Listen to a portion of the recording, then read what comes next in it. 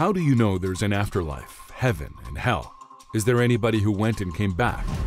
Can the afterlife be something you dream of because you want it? In the apocalypse, how long will the judgment take?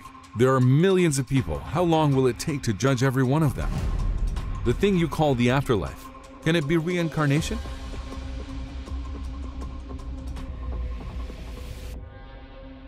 How do you know there is an afterlife, heaven and hell? Is there anybody who went and came back? Is there anybody who went and came back? To be frank, yes, there are people who went and came back. What did our prophet do on the night of ascension? He went and came back. But that is not the question here. The real question here is there anyone who has seen it in person? Did anybody see it personally? This is the real question. So again, it is about physically seeing it. It is about limiting the mind with eyesight. The basic argument in the question here is I don't believe without seeing. However, a man believes a lot of things without seeing them. Why should we restrain our minds just to our eyes? Why should we say you can't believe something unless you actually see it? Let's think of it this way. Imagine there is a fire behind a mountain. We can't see the fire, but if we see the smoke, we say if there is smoke, surely there must be a fire. Did we personally see the fire? Is this something that we'd ask each other? We won't. Why? Smoke is already sufficient evidence for the presence of fire. Our minds will reach that conclusion. Let's think if I ask, have you ever been to America? Most of us have never been to America, but everybody believes in its existence. Wait a minute, how are you sure about its existence? Did you see it with your own eyes? You'd say, no, I didn't see it with my own eyes. I was informed about it, and plenty of people said that there is a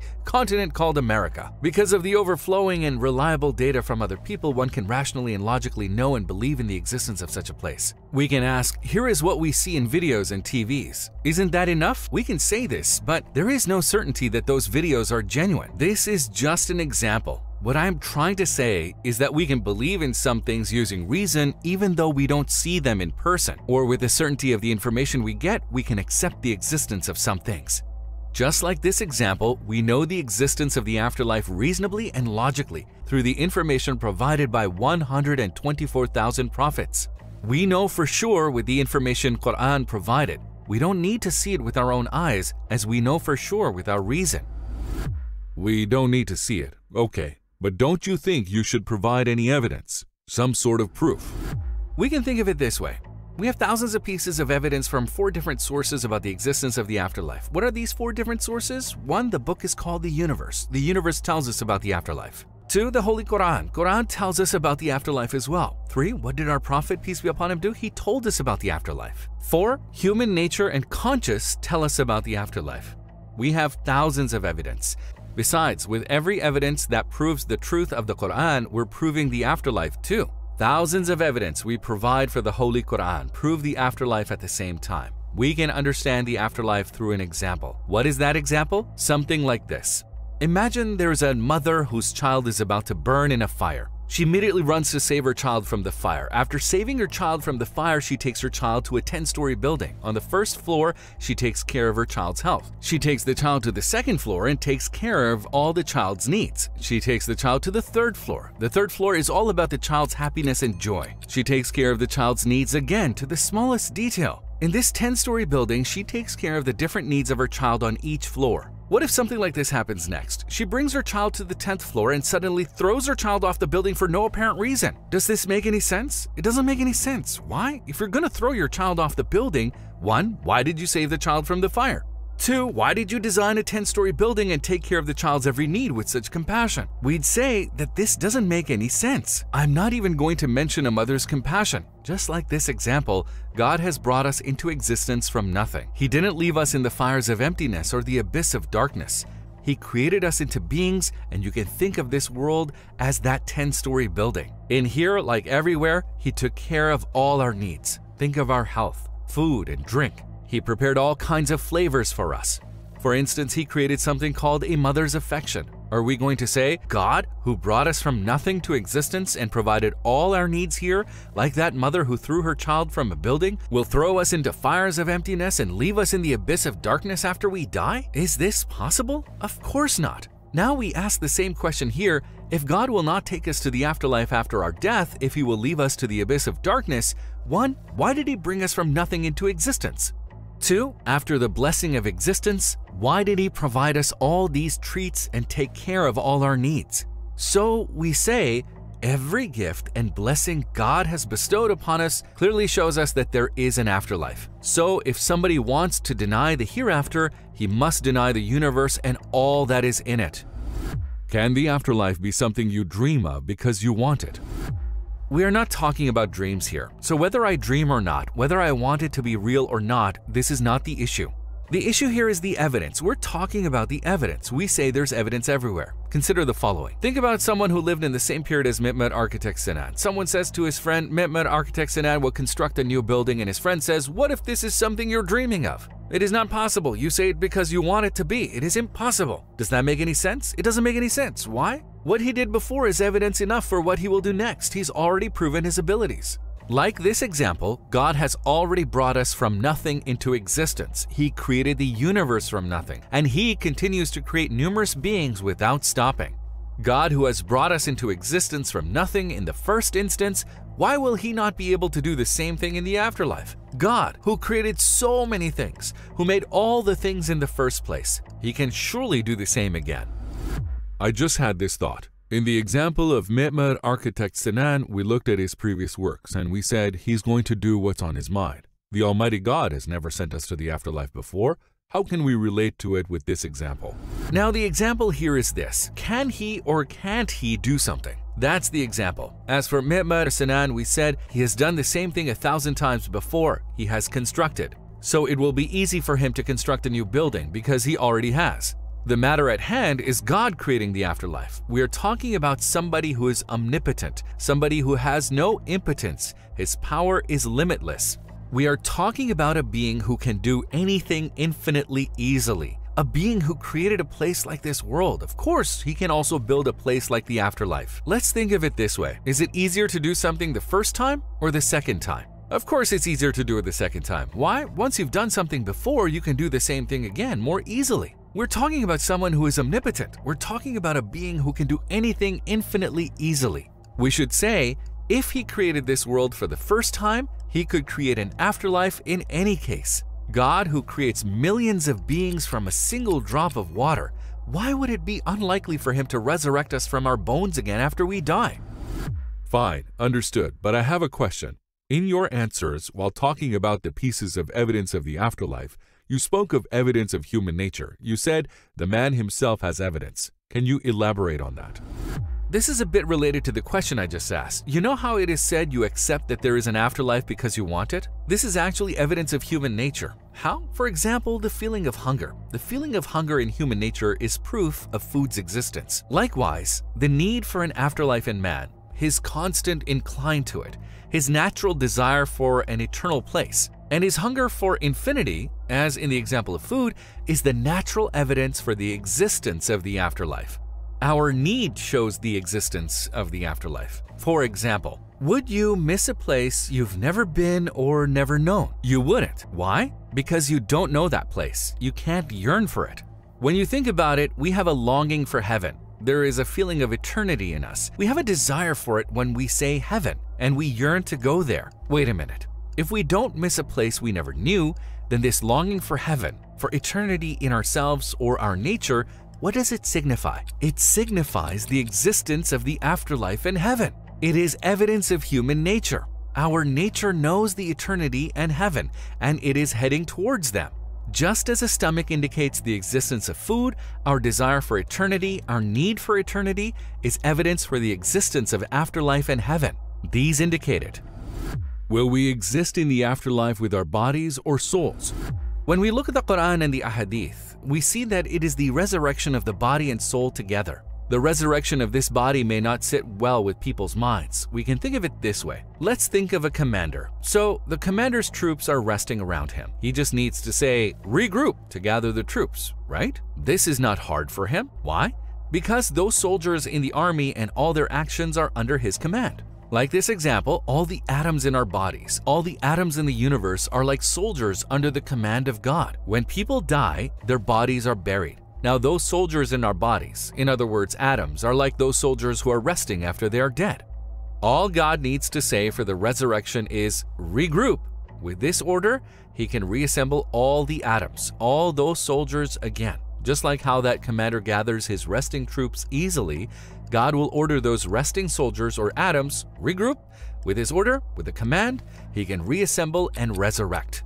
So, the resurrection of the body should not be doubtful, just like this commander example. The thing you call the afterlife, can it be reincarnation?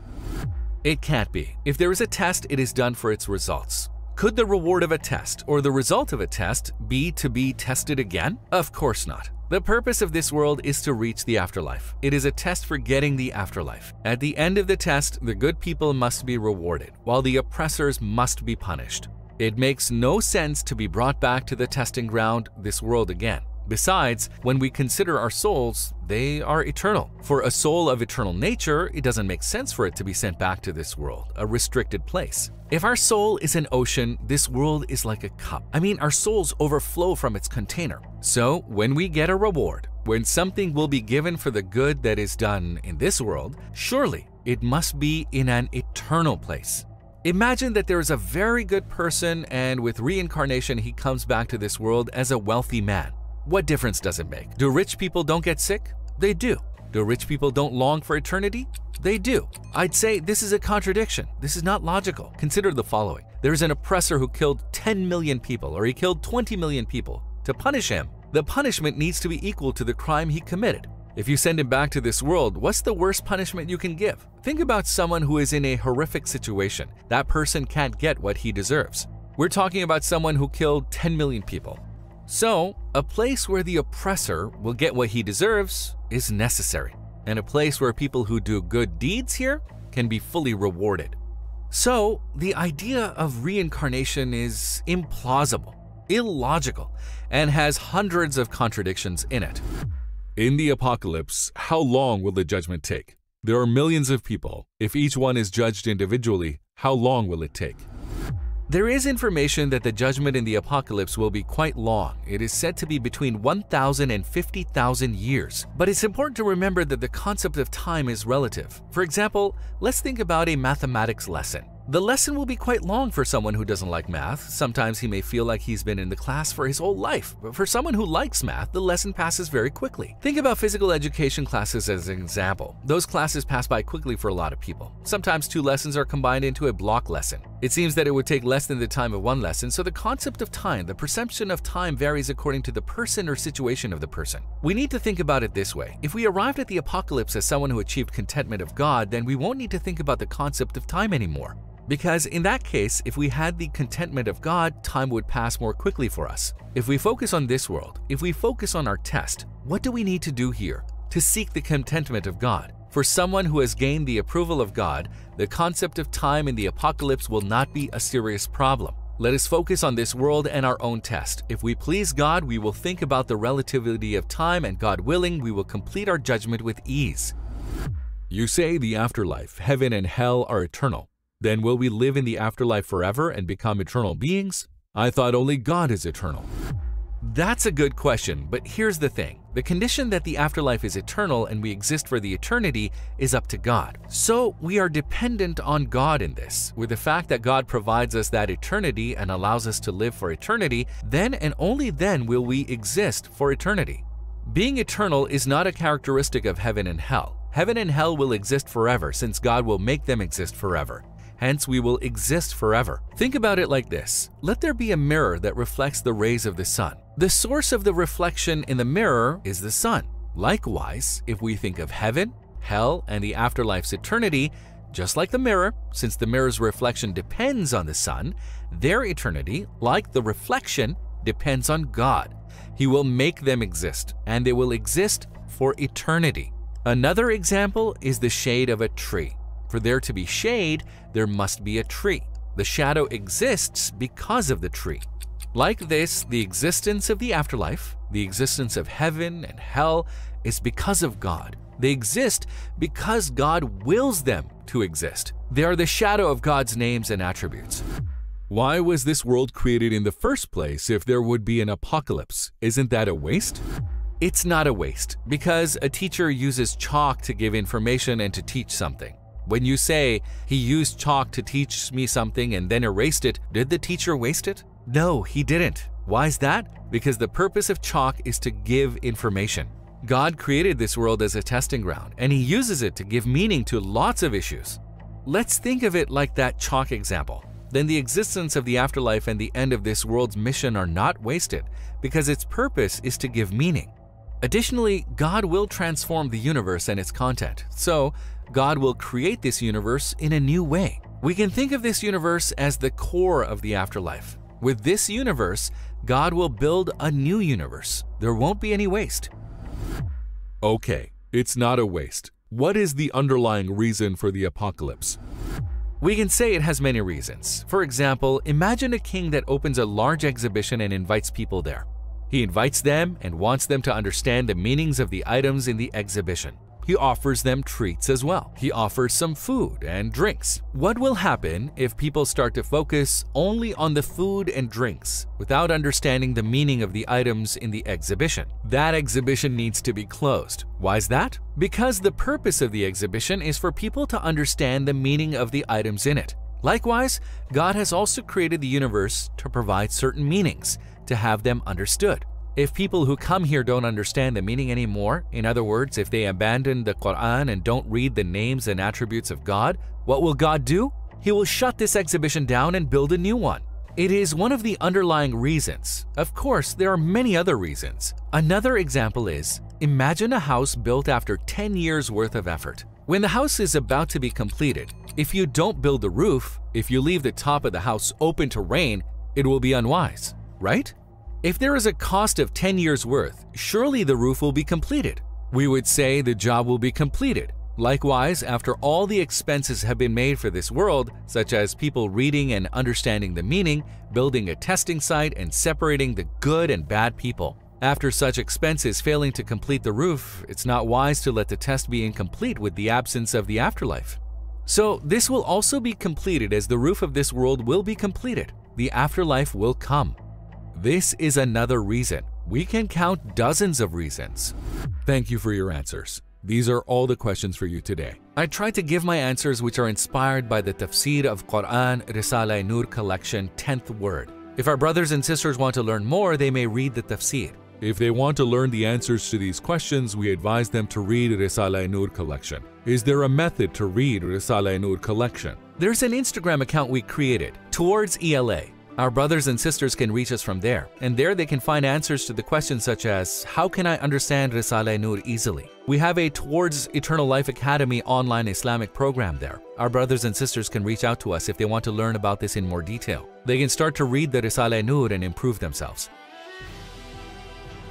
Hello brothers and sisters, and thank you for watching the video. If you want to take a look at more of our videos like this, you can check the playlists we created specifically for you on the right, or you can check out our latest videos on the left. Don't forget to like this video and subscribe to our channel so that we can reach and benefit more people. See you.